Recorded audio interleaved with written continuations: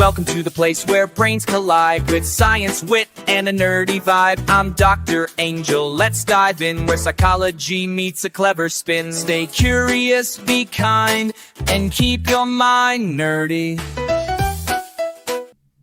Imagine this. You walk into a store looking for a basic coffee maker. You see one labeled was $299, now only $79. Your brain screams, deal, deal, deal. Even if you had no idea what a coffee maker should cost. Or this, you see a headline that says, crime skyrocketing across the city. You feel uneasy, even though statistically crime is down. That, my friend, is called anchoring bias in action. It's the brain's habit of latching on to the first piece of information it sees and letting that shape all future thinking, even if that anchor is completely inaccurate, off, or wrong. Welcome to Nerdy Psychology. I'm Dr. Angel, and today we're diving into why your brain clings to the first idea it sees like it's the gospel, and how advertisers, politicians, and even your own inner critic uses that to mess with your mind. Before we drop anchor, see what I did there? Don't forget to like and subscribe to the channel so you never miss an episode where we untangle the brain's weirdest behaviors. Let's dive in. So, what is anchoring?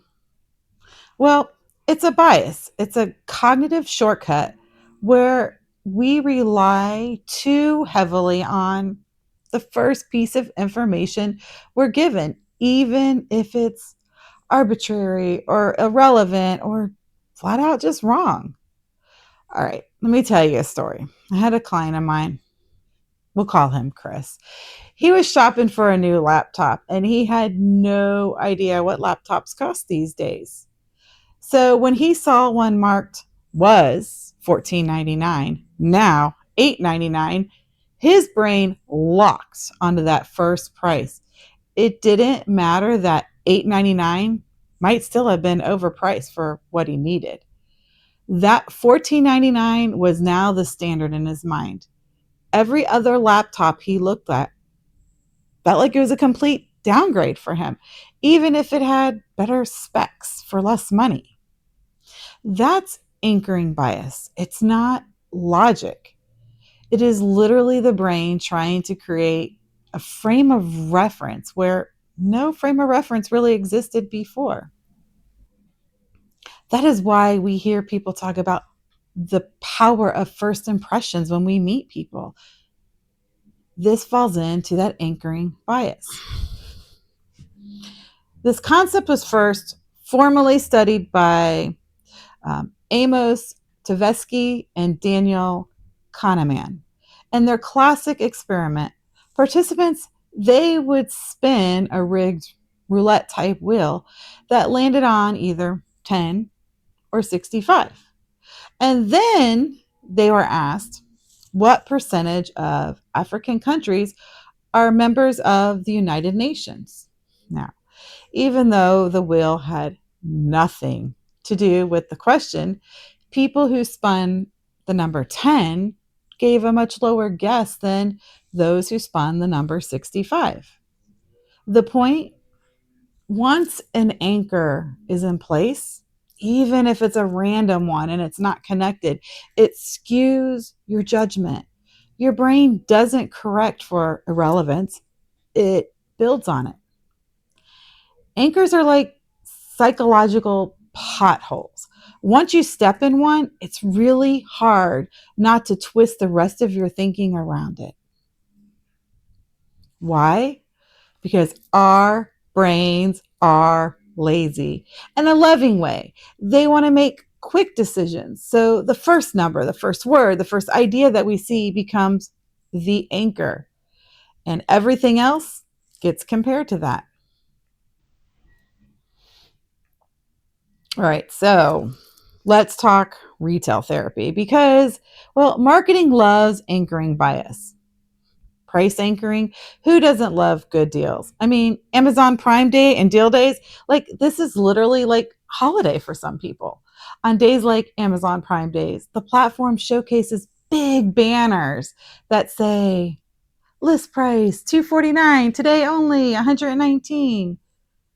But here's the secret. Sometimes those list prices are inflated days before the sale. So the deal looks more dramatic. Amazon isn't alone. Black Friday, totally notorious for this. Retailers mark up prices weeks before the sale and then slash them for the big event. It feels like a massive discount, but in reality, you may just be paying close to the regular price, dressed up in sales clothing. You, so your brain, when it's looking at prices, isn't asking, is $79 a fair price? It's saying, oh my gosh, I'm saving money. And even if the original price is totally, completely made up. Let's think of this like in subscriptions. Subscription services are notorious for this. They'll show you like three different price point tiers. One will be like $39.99, and one will be like $12.99, and the third one might be $5.99. Well, that $39.99 plan is not designed to sell. It's there to make that $12.99 plan feel more reasonable. That's an anchor. Are a car dealership. Oh, they're notorious for this one. They're going to show you that $50,000 SUV with all the bells and all the whistles. Then they're going to take you to the $35,000 SUVs.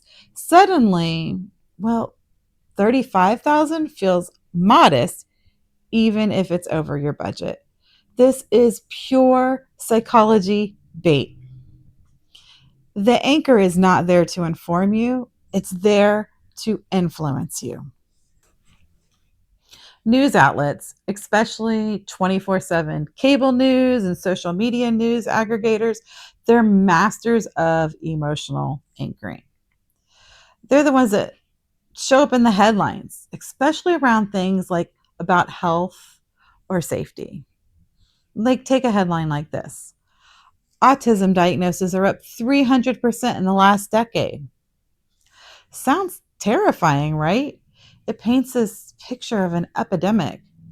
But what the headline doesn't say is that we have dramatically expanded the diagnostic criteria. We've increased screening access and reduced stigma in the same period.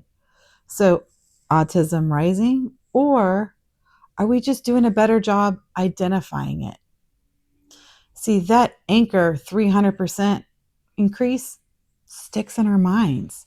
And even if the article explains what the truth is later or what that means later, your emotional frame has already been set. Or let's look at breast cancer. Before widespread mammogram screenings, breast cancer rates appeared relatively low. After screenings became, well, more routine, rates skyrocketed because we were finally finding cases that had always been there and we didn't know it. But the headline read, breast cancer rates double in women over 40. It's not that more people were getting breast cancer, it's that we finally had the tools to detect it. That's a good thing. But the framing can spark unnecessary fear or even medical skepticism. There's loaded language that anchors. So things like crime skyrockets in American cities, or politician destroys the opponent in a heated debate, or breaking news, health crisis exposed. You read that before the article even loads, your brain, it's locked in. It starts building this emotional narrative from that anchor. Headlines are basically fun house mirrors. They stretch, they distort, and they bend reality to grab your attention. And anchors are the handles that they use to suck you right in. clickbait article that says, new study shows chocolate might kill you.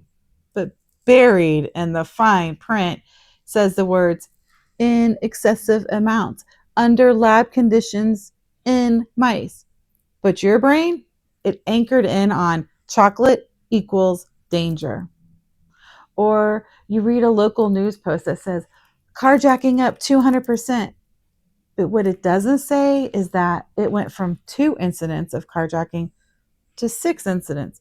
Still true, but the anchor triggered fear, not perspective. Or a TikTok headline that says, therapy is a scam and here's why. And you may not even watch the full video, but that anchor now planted a seed of doubt. Anchoring isn't just media sensational, it's strategic. It's designed to bypass your logic and trigger your emotions. Once we've been anchored emotionally, especially with emotions like fear or anger, it's much more difficult to shift our mindset, even when we later hear the truth or we're given different evidence. Anchoring isn't just about numbers or headlines, it's about how we frame information. So if I tell you a medication has a 90% success rate, sounds great, right?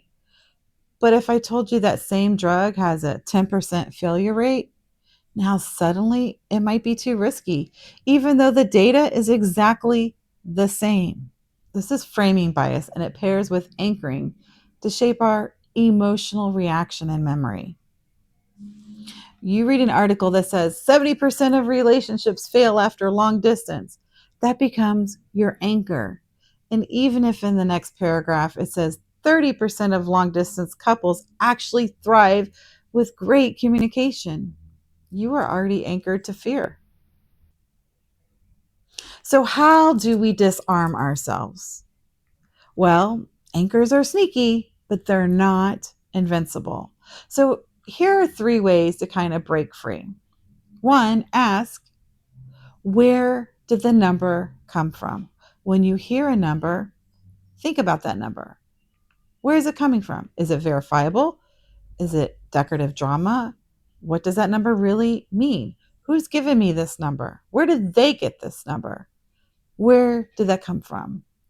Second is just stop and pause and just delay our reaction. The quicker we react to something, the more likely we are to be anchored. So stop.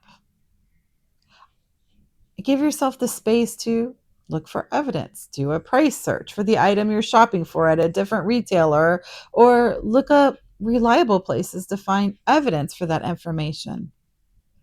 Think critically about that information and then reframe deliberately. Instead of crime is skyrocketing, ask, where are the actual trends over time? Anchoring isn't evil, it's just a shortcut. But when people intentionally use it to manipulate you, that's when you've got to step in and nerd up.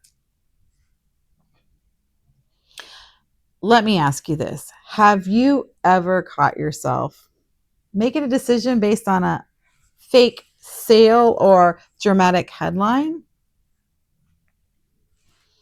Drop your story in the comments. Was it a product, a news story, or something totally unexpected? If you learned something today, hit that like button and subscribe to the channel and share this with someone who's anchoring their whole personality around a sketchy tweet. You know, we all know that one. Stay curious, be kind, and keep your mind nerdy. That's a wrap. See you next week. Stay curious, be kind, and keep your mind nerdy.